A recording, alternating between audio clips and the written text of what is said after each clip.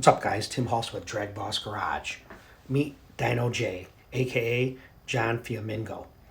John Fiamengo grew up in California in San Pedro, in a hotbed of high performance. He started working at a Ford dealership, Peyton Lincoln-Mercury, in 1972 and bought his first car, that Pinto. It was a 4-cylinder car with an automatic, and he promptly blew it up at the drag strip, at which time he decided to make it a little more nastier, so he installed a 302 that was built, 488 gears, and a top loader. Now, they didn't have kits to put these engines in a car, so he went to Herbert and Meek, and they developed a kit for this, for resale.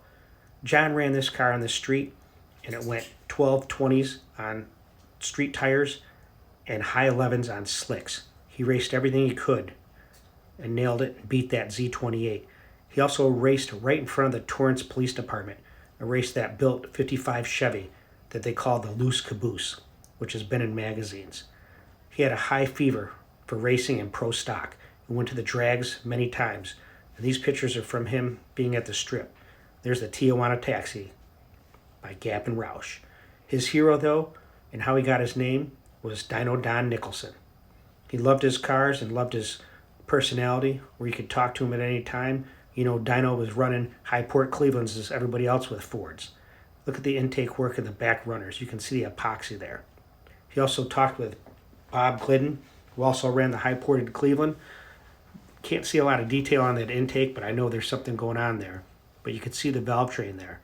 So he bought a 1978 Mustang II from a wrecking yard and talked with Willie Reels in San Diego and asked him to build him a pro stock car. So Willie Reels did all the chassis work. John worked at Peyton Lincoln-Mercury and started collecting parts, including a brand new Boss 351 block and heads, and he started collecting the parts. Look at that XL BEI distributor, twin Holly 6464s, everything you need for a pro stock engine. Now, John did a lot of the work himself and said that the welds on this car were impeccable. You can see good pictures right here, the X-brace that wasn't very popular back then. He epoxied it himself with black paint and said afterwards he was covered in it and took a picture. And this car is one of the most well-documented pro stock builds you're going to see. Now, the front end, he said he ran Moroso front tires and Krager wheels. You could see there where the shock would be, that rectangle rod to hold things up in place. Everything was drilled so it was lighter, and everything was cadmium plated. Custom radiator mount with the top bracket with Zeus fasteners. It pulled right off without any issues. He had strange brakes with dual master cylinders. All the tin work was done by Don Krager Interiors in Torrance, California. He said that he was a master craftsman, and everything was detailed. Look at the little brackets by the down bars. It's crazy. It had Coney shocks all around. You can see that bar in the front for support. Had a little pad riveted to it so it wouldn't scratch the paint. Inside, beautiful tin work again. That roll bar is upholstered with tuck and roll and snaps, not with duct tape. I don't think they had wire ties back then. But then I see there on the roll bar the chute cable coming down, and that looks like it could be a wire tie. Now you can see them being fitted in the car. All the tin work, including those doors, were covered with a felt type epoxy material. It had a titanium steering shaft, and everything was covered with anodized cadmium plated iridescent gold. You can see it had a upholstered front dash with like a suede or a leather with the Mustang II emblem sitting there. There again you can see the steering shaft and covers. All the tin work was mint. You can see the gas pedal that's also drilled and anodized. It's a beautiful car, and the time that he put into it is amazing. Here you can see the crossbar coming down and a cover which is actually covering the adjustable coilovers. That allowed access to them. Now, the rear end was done by Jack Crispin. It had a billet nose and a load bolt, all high-tech stuff back then. And the Ford 9-inch ran Schaefer 567 Pro gears. He had Summer Brothers 35 spline axles and a spool. It was decked out for sure. He had all Simpson safety equipment. That was an aluminum fuel cell you can see there. He also had dual Motorcraft batteries. And that panel in the back had ways to remove it to get to the taillights for easy access. Now here's the interior. It had, again, all that epoxy felt all over it, so it was probably quiet, and you could see the access to the fuel cell and that cover there. Now the car had fiberglass fenders, hood, bumpers, and deck lid.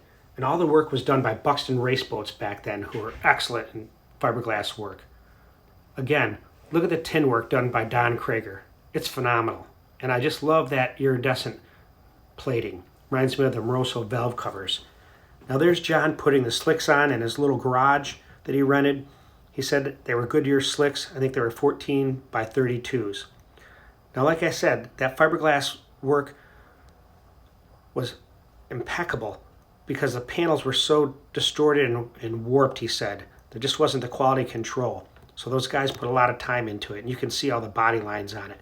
I love seeing this picture. Reminds me of the sudden death Mustang II that Roush did. So, like I said, all the safety equipment was done by Simpson and Gasoline Alley in Torrance, California. There's John standing next to the ride. There's the titanium steering shaft. Again, you can see the Zeus fasteners all over and the gold iridescent cadmium plating. Great work, John. I think these guys are going to really enjoy this. Now, let's get to the power plant. This power plant is a 355 cubic inch Cleveland with ported high ports done by Mullen and Company. Now the engine work itself, machine work, was done by Ed Pink, but the assembly was done by Pro Stock Paul Bedouin at PSC. You can see that Jomar stud girdle, the Gliptal on top of the deck there that he had done. Also, the valley was all deburred. It had Vanola 13-to-1 pistons with Childs and Albert aluminum rods with a Chevy rod journal size. You can see that gear drive right there. Now the block was all decked out by Pro Stock Paul. It had lifter bore bushings, a high volume melting oil pump with a 100 PSI spring. We don't really know who that little guy is, but he was at Pro Stock Paul's that day and couldn't wait to stand by that Cleveland to get his picture taken. Other unique things is that Pro Stock Paul built billet aluminum caps and said that they were better for harmonics and reducing that. It also had the crane roller rockers. It had Smith Brothers 7/16 size push rods.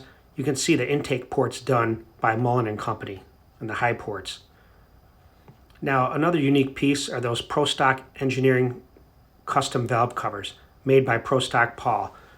Previously they used to cut up two and weld them together to clear the girdle. These were custom stamped. I love that BI ignition and that motor plate. There's a mean looking polished Wyand tunnel ram with twin Holley 6464s. There's some custom throttle linkage that John will talk about because I think we need to get him on for a live chat.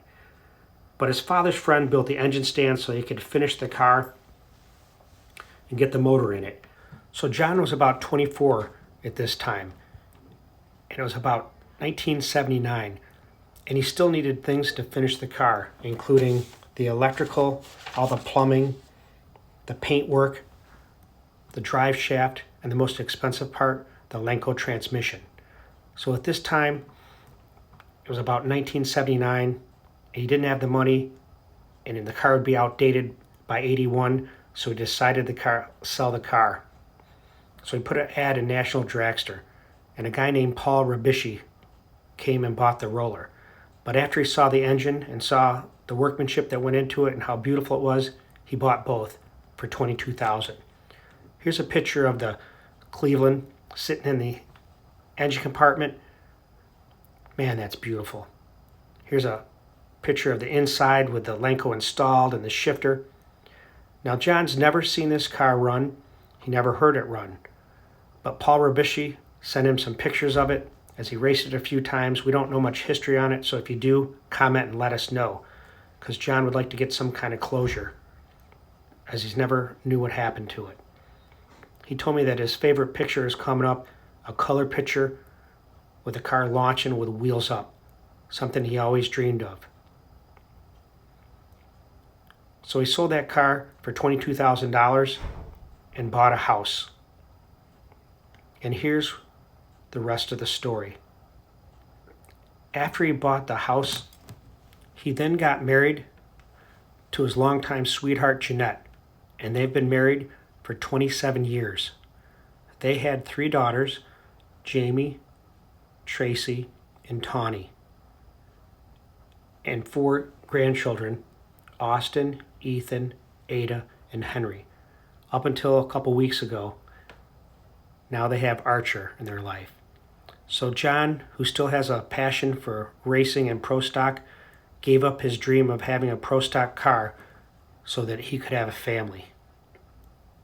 Now you know the rest of the story.